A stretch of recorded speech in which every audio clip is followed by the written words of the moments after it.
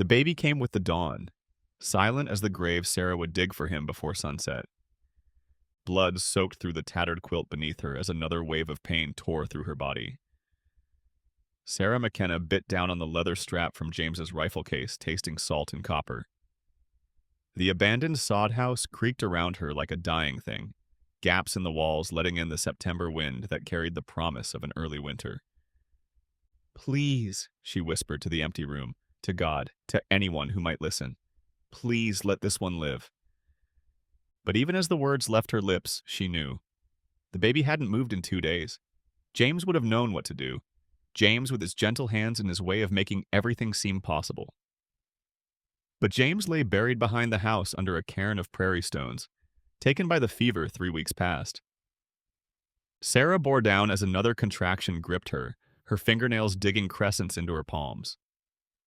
The rifle strap fell from her teeth as she screamed into the dawn, a sound that sent the crows wheeling up from the cottonwood tree. When the pain subsided, she could hear them cawing, harsh and mocking. The baby slipped into the world as the sun crested the horizon, small and blue and perfectly still. Sarah's hands shook as she lifted him, this tiny boy, who would never cry, never nurse, never call her mother. His skin was cold, translucent in the morning light. She pressed her mouth to his, breathing into lungs that would never draw air on their own, but his chest remained motionless. "No," she sobbed, trying again. "No, no, no." She worked over him for what felt like hours, but could only have been minutes, rubbing his chest, warming him against her body, whispering desperate prayers. Nothing. The baby lay in her arms like a sleeping doll, beautiful and unreachable. The cord still connected them. Sarah stared at it, this last physical link to the child she'd carried for 8 months, the child who was supposed to make the loneliness bearable. With trembling fingers, she reached for James's hunting knife where it lay on the rough wooden table. The blade was sharp. James had always kept it sharp. It parted the cord cleanly, severing the last connection between them. Sarah wrapped the baby in her wedding dress, the white silk now stained with blood and tears. She'd worn it 2 years ago when she and James had stood before the circuit preacher, promising to love and honor until death did them part. Death had come early, but not early enough to spare her this. Outside, the wind picked up, rattling the loose boards of the door. Sarah knew she had to move, had to take care of things. But first, she held her son against her chest and sang him the lullaby her own mother had sung to her, back in Missouri before the fever took her too. "Hush, little baby, don't say a word. Mama's gonna buy you a mockingbird." Her voice cracked and failed. In the silence that followed, she could hear the coyotes beginning their morning hunt, their yips and howls drifting across the prairie. They'd be coming closer as the day wore on, drawn by the scent of blood. She had to get the baby buried before dark. The thought of putting him in the ground made her stomach clench. But what choice did she have? She couldn't leave him for the scavengers, and she couldn't keep him. The September heat would make that impossible. Sarah struggled to her feet, her legs shaking with exhaustion and blood loss. Every movement sent fresh pain through her body, but she forced herself to walk. Outside, the world looked exactly the same as it had yesterday. Endless grass bending in the wind, the cottonwood's leaves just beginning to turn yellow, the distant hills purple in the morning haze. It seemed impossible that everything could look so normal when her world had just ended. She'd buried James with the proper prayers and a marker carved with his name and dates. For their son, she had no preacher, no neighbors to help lower the tiny body into the earth. Just herself and the prairie wind and the weight of complete solitude. The ground behind the house was hard-packed clay mixed with stones. Sarah knelt beside the cottonwood, still clutching the baby to her chest, and began to scrape at the earth with her bare hands. The soil was harder than she'd expected, baked by the summer sun and bound with grass roots. Her fingernails broke against the packed earth, leaving bloody crescents in the dirt. This wasn't going to work. Fighting back another wave of dizziness, Sarah made her way to the small shed where James had kept his tools. The spade was too heavy, but she managed to drag it back to the tree. Every step was an effort. Blood soaked through the rags she'd packed between her legs, and her vision kept going gray at the edges. She began to dig. The work went slowly. Each thrust of the spade sent shockwaves through her weakened body, but she kept going. Dig, rest, dig, rest. The sun climbed higher, beating down on her uncovered head. Sweat mixed with tears and blood, but still she dug. By noon, she had a hole barely 2 feet deep and narrow as a shoebox. It would have to do. Sarah lined it with grass and wild sunflowers, making it as soft as she could. Then, with infinite care, she lowered the bundle containing her son into the earth. The first handful of dirt nearly broke her. It seemed wrong, obscene, to cover that perfect little face with soil. But she made herself continue, one handful at a time, until the small grave was filled and mounded. She pressed the earth down with her hands, then used stones to mark the corners. From James's woodpile, she found a piece of pine board suitable for a cross. Carving it took the rest of the afternoon. Her hands were so weak she could barely grip the knife, but she persevered, cutting deep letters into the soft wood.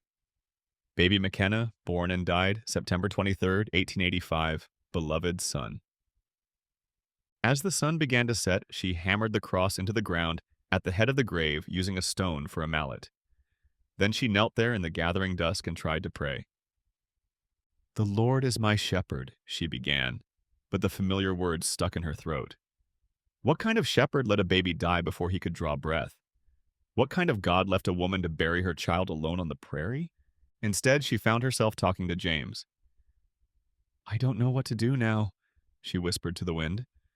"I don't know how to keep going without you both." The coyotes were calling again, closer now. Their voices rose and fell in haunting harmonies that made her skin crawl. Sarah struggled to her feet and made her way back to the house as the first stars appeared in the darkening sky. Inside the blood-stained quilt was a stark reminder of the morning's ordeal. Sarah kicked it into a corner and collapsed onto the remaining bedding. She should eat something, should clean herself up, should plan for tomorrow.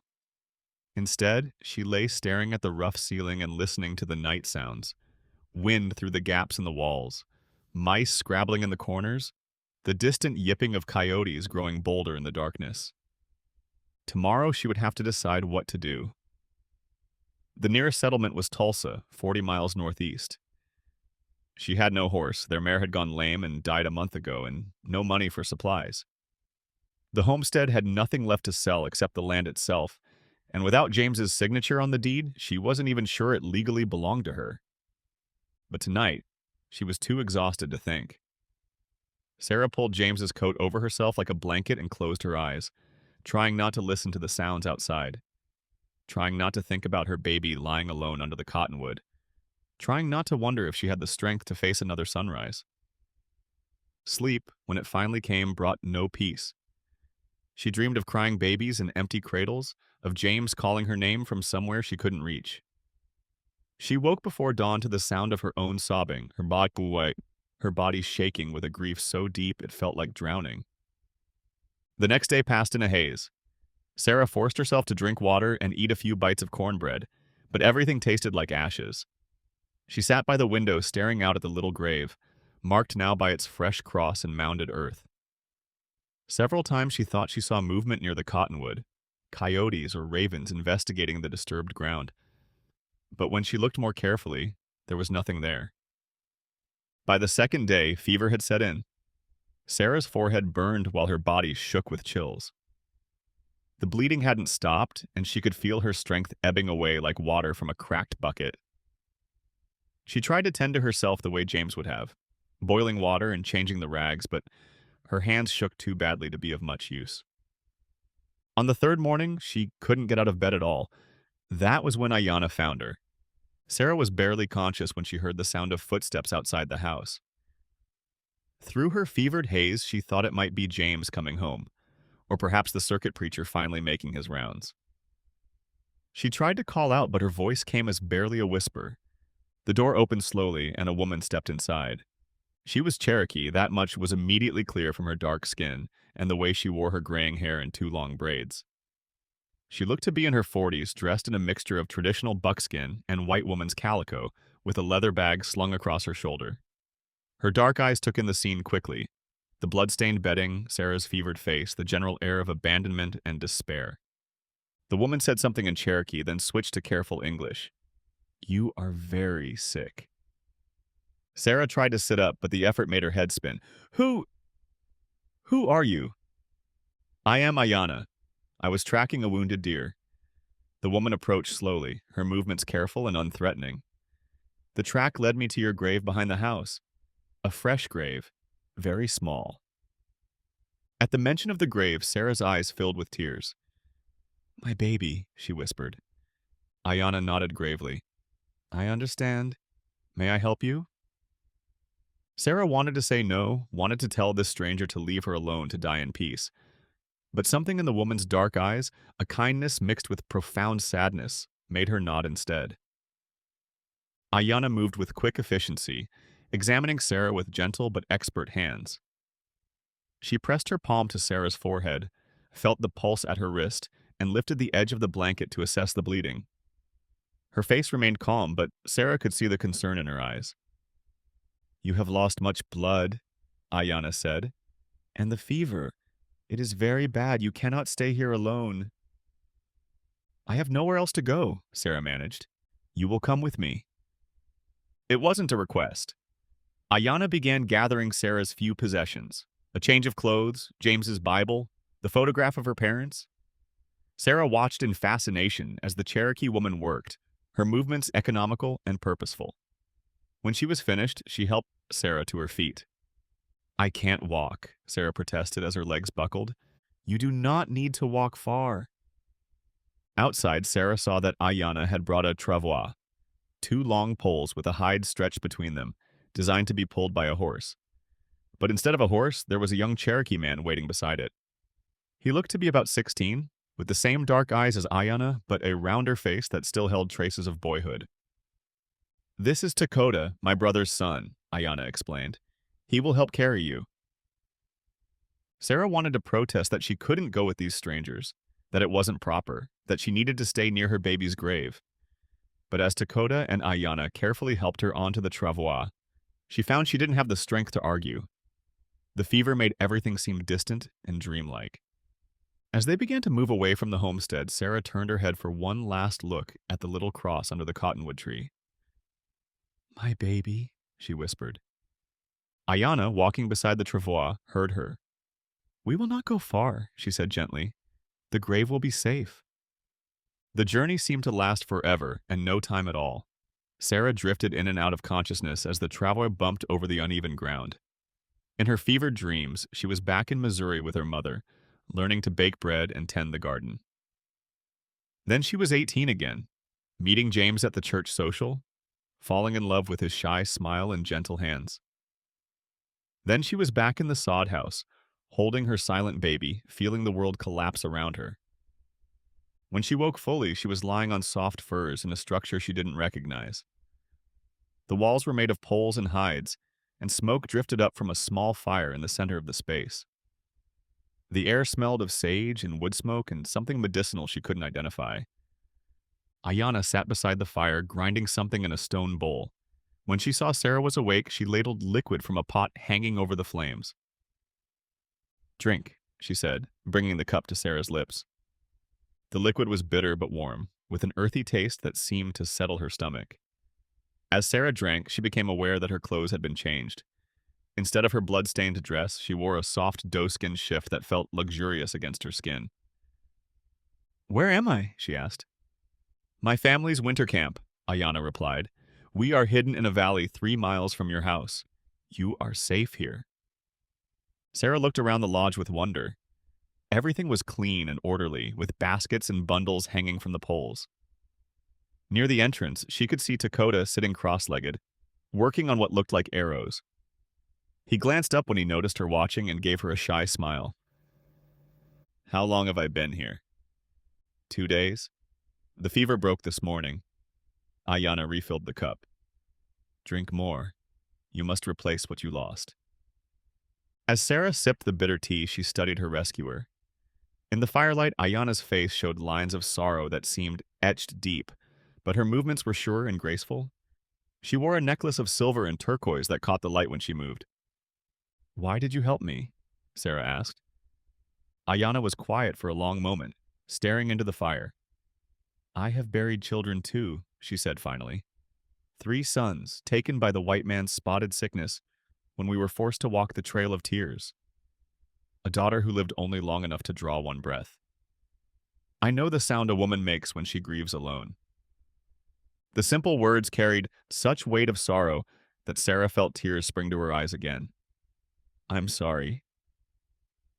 Grief shared is grief lessened, Ayana said. This is what my grandmother taught me. But first, you must heal your body before you can heal your spirit. Over the next 2 days, Sarah found herself drawn into the rhythms of Cherokee camp life. Ayana tended her with a combination of traditional herbs and practical frontier medicine, feeding her broths made from wild game and teas brewed from roots Sarah couldn't identify. Dakota, despite the language barrier, was endlessly helpful, bringing fresh water from a nearby stream and keeping the fire fed. Gradually, Sarah's strength began to return. The bleeding stopped and the fever stayed away. But the grief remained, a constant ache in her chest that made every breath an effort. On the 4th day, Ayana led her outside for the first time. The Cherokee camp was situated in a hidden valley surrounded by low hills covered in oak and pine. A clear stream ran through the center, and she could see fish jumping in the deeper pools. There were 3 other lodges besides Ayana's, and several Cherokee families going about their daily business. Women tanning hides and preparing food, men working on weapons and tools, children playing games Sarah didn't recognize. Your people won't mind me being here? Sarah asked nervously.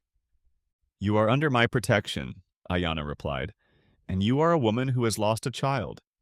That makes you sacred to us, not dangerous. They walked slowly down to the stream, where Ayana showed Sarah how to gather a particular type of root that grew along the banks. This one stops bleeding, she explained, digging carefully with a sharp stick. And this one, she indicated another plant, helps with the pain of birthing. As they worked, Sarah found herself studying Ayana's hands.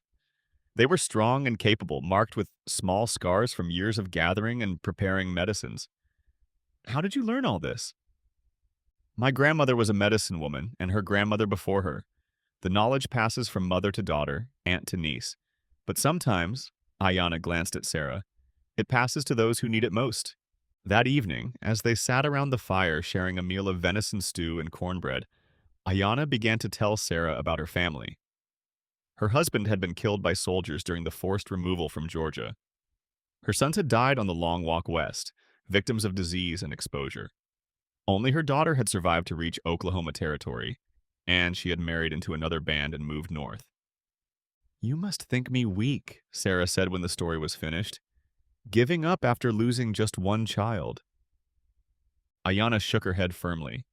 Loss is loss. Pain is pain. The heart does not measure grief by counting. Dakota, who had been listening quietly, spoke up in halting English. My aunt. She did not speak for one full season after the last son died. Would not eat, would not tend the fire. We thought she would join the spirits. What changed? Sarah asked. Ayana smiled sadly. A white woman brought her baby to me, very sick with fever.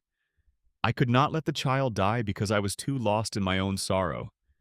Healing others. It is the path back to healing yourself. That night, Sarah lay awake on her bed of furs, staring up at the smoke hole where stars were visible through the opening. For the first time since the baby's birth, she found herself thinking about the future instead of dwelling on the past.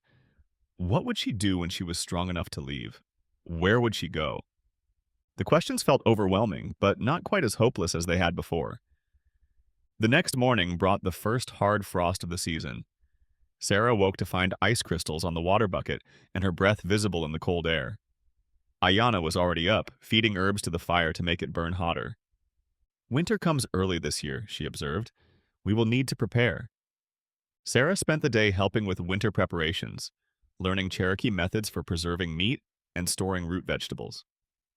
The work was satisfying in a way she hadn't expected, using her hands to create something useful, contributing to the group's survival. It reminded her of the early days of her marriage to James, when they'd worked side by side to build their homestead and prepare for their first winter together. But it was different, too. The Cherokee approach to survival seemed more communal, with everyone contributing according to their abilities and sharing in the results. Sarah found herself naturally falling into the rhythm of it, her frontier skills complementing Cherokee knowledge in unexpected ways.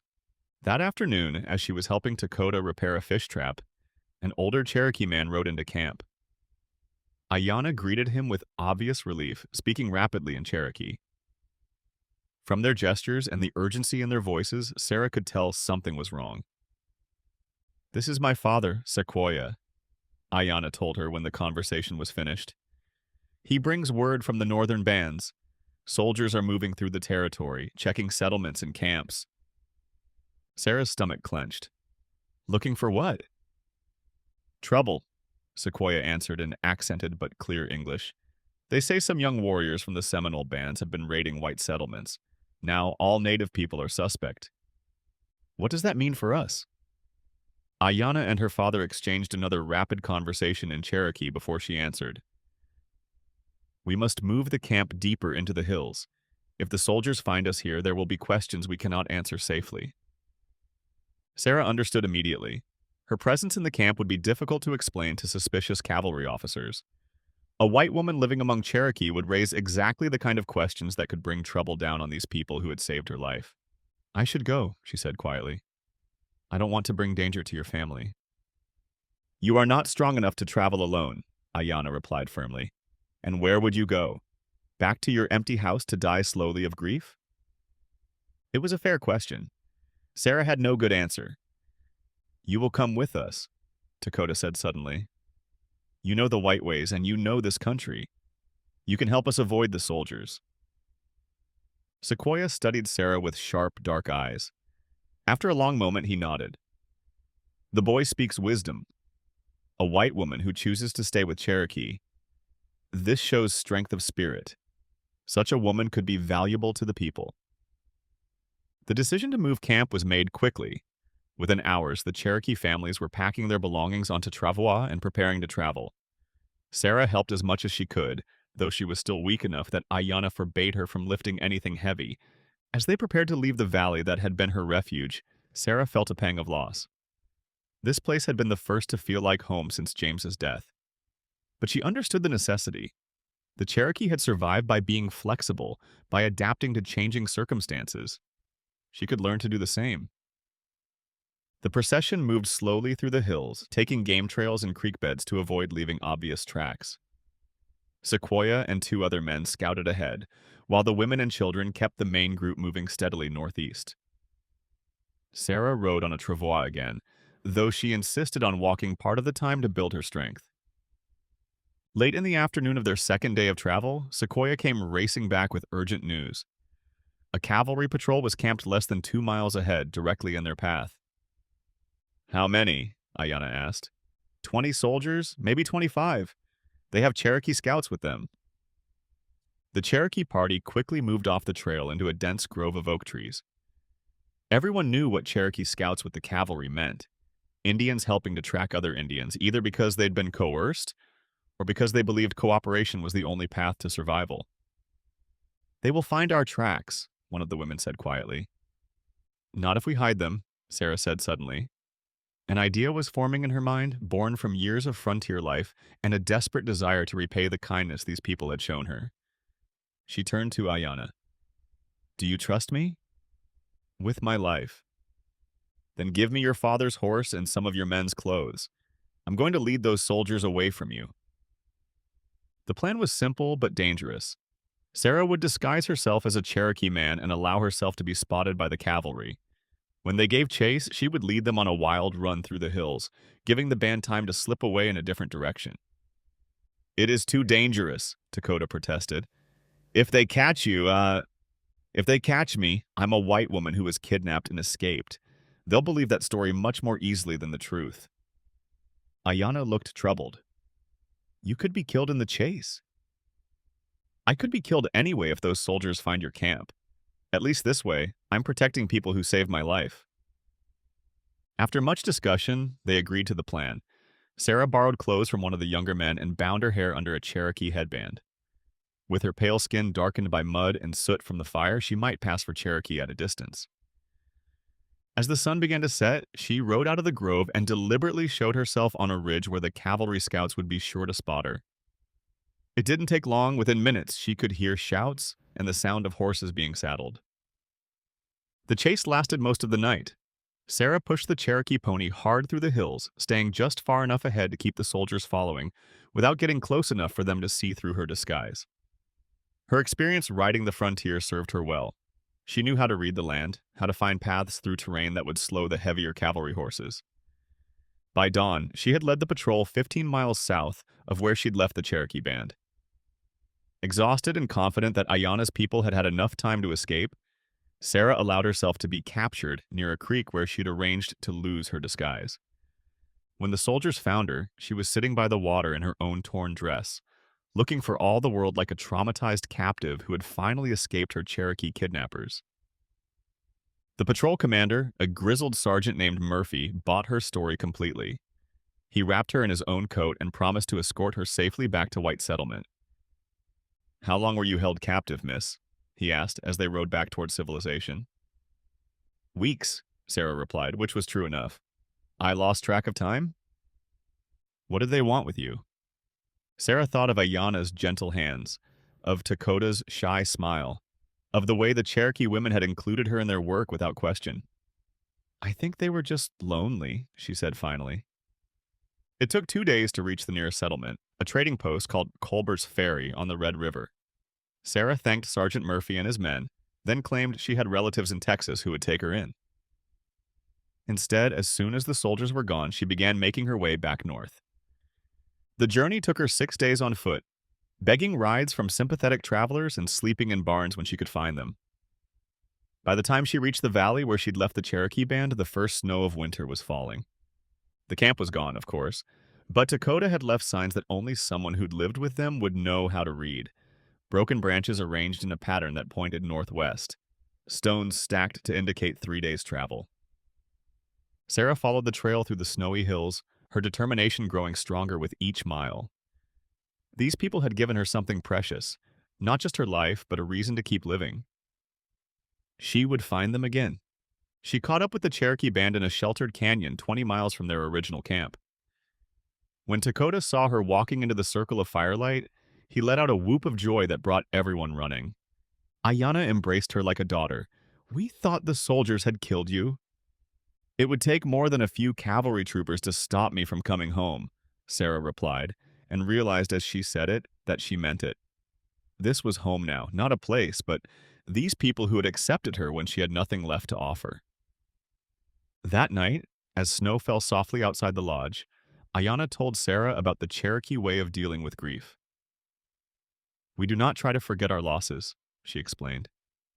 "Instead, we honor them by helping others who suffer the same pain." "I want to learn," Sarah said simply. "Then tomorrow we will visit your baby's grave, and we will teach you the proper way to say goodbye." The journey back to the homestead took most of the day through the deepening snow. When they reached the cottonwood tree, Sarah was relieved to see that the little grave was undisturbed, the wooden cross still standing straight and true. Ayana had brought materials for a Cherokee memorial ceremony: sage for burning, cornmeal for offerings, and small stones painted with symbols Sarah didn't understand, but somehow found comforting. "In our way," Ayana explained as she arranged the materials, "a child who dies before breathing belongs to the spirit world, not to grief. We honor the life that was, and we ask the spirits to guide the little one safely home." The ceremony was simple but profound. They burned sage and offered cornmeal to the 4 directions, then sang songs in Cherokee that seemed to harmonize with the wind through the bare branches. Sarah didn't understand the words, but she understood the meaning. This was not goodbye, but a different kind of hello. When it was finished, Ayana helped her build a more permanent memorial beside the wooden cross, a cairn of stones that would last through all seasons, marked with Cherokee symbols for love, protection, and safe passage to the spirit world. "Now," Ayana said as they completed the work, "your son has the protection of both our peoples. He will never be alone." Standing there in the snow beside the little grave, Sarah felt something shift inside her chest. The grief was still there. It would always be there, but it no longer felt like drowning. Instead, it felt like love that had nowhere to go except forward, into service to others who suffered as she had suffered. "Teach me to be a medicine woman," she said suddenly. Ayana smiled. The spirits whispered that you would ask this. Very well. But first you must choose. Will you return to the white world, or will you stay with the people? Sarah looked back at the homestead where she'd been so lonely and desperate. Then she looked at Ayana, at the strength and serenity in her dark eyes, at the way she carried her sorrows like badges of wisdom rather than shame. I choose the people, she said without hesitation. They were married in the Cherokee way at the spring equinox, Sarah and Kano, a young warrior who had courted her through the long winter with patience and gentle humor. The ceremony took place beside the stream in their new camp, with flowers blooming in the meadows and the sound of birds returning from the south. Sarah wore a dress of white doeskin decorated with beadwork that Ayana had taught her to make, and in her hair she wore feathers that signified her acceptance into the clan. When Kano placed the marriage necklace around her throat, silver and turquoise like Ayana's, but with the addition of a small cross to honor her Christian heritage, Sarah felt truly at peace for the first time since James's death. The Cherokee women had given her a new name, Atsala, which meant fire, for the way she had risked her life to save them from the soldiers. But to the children she helped deliver and the women she counseled through their own losses, she was simply known as the White Medicine Woman, who understood the language of grief. 6 months later, on a warm September morning exactly 1 year after her son's birth and death, Sarah felt the familiar quickening in her womb that meant new life was beginning. This time, she was not alone.